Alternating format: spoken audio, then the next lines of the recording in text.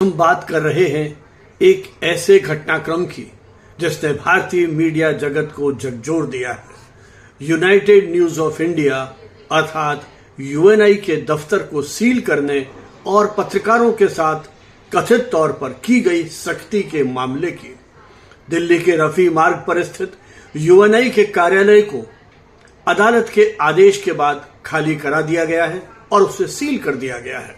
लेकिन इस कार्रवाई को लेकर मीडिया संगठनों, प्रेस क्लब ऑफ इंडिया और एडिटर्स गिल्ड ऑफ इंडिया ने गंभीर आपत्ति जताई है।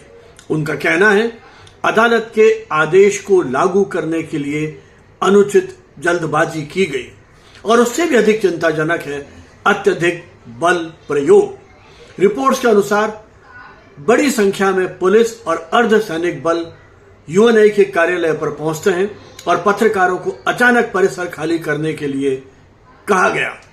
खास तौर पर महिला पत्रकारों ने आरोप लगाया कि उनके साथ धक्का मुक्की की गई और दुर्व्यवहार किया गया। हालांकि दिल्ली पुलिस ने इन आरोपों से इनकार किया है, लेकिन प्रश्न यहां समाप्त नहीं होता। मुद्दा सिर्फ एक ऑफिस या इमारत का नहीं है, मुद्दा है मीडिया की गरिमा और स्वतंत्रता का। एडिटर्स गिल्ड ने अपने बयान में कहा है जिस तरह से यह कार्रवाई की गई वह मीडिया के लिए एक डरावना संकेत है और यह सिर्फ यूएनआई के कामकाज को नहीं बल्कि सैकड़ों पत्रकारों के भविष्य को भी प्रभावित करता है। यह भी बताया गया कि कोर्ट का यह आदेश सार्वजनिक वेबसाइट पर आने से पहले ही कार्रवाई शुरू कर दी गई, जो प्रक्रिया की पारदर्शिता पर भी सवाल खड़ा करता है। जरा ठहर कर सोचिए, जब एक राष्ट्रीय समाचार एजेंसी जो दशकों से देश को खबरें दे रही है उसके साथ इस तरह की कार्रवाई होती है तो इसका संदेश क्या जाता है? क्या यह सिर्फ एक प्रशासनिक प्रक्रिया है या यह लोकतंत्र के चौथे स्तंभ पर दबाव का संकेत है?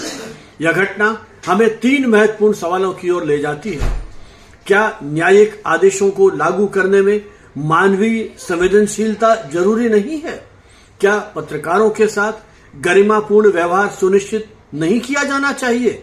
और सबसे बड़ा सवाल, क्या इस तरह की घटनाएं मीडिया की स्वतंत्रता को प्रभावित नहीं करेंगी?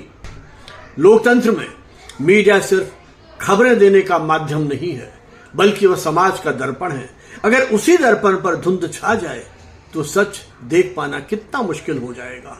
जरूरी है कानून का पालन किया जाए, लेकिन संवेदनशीलता और गरिमा के साथ, क्योंकि खबरों का घर अगर सुरक्षित नहीं होगा तो सच्चाई की आवाज भी कमजोर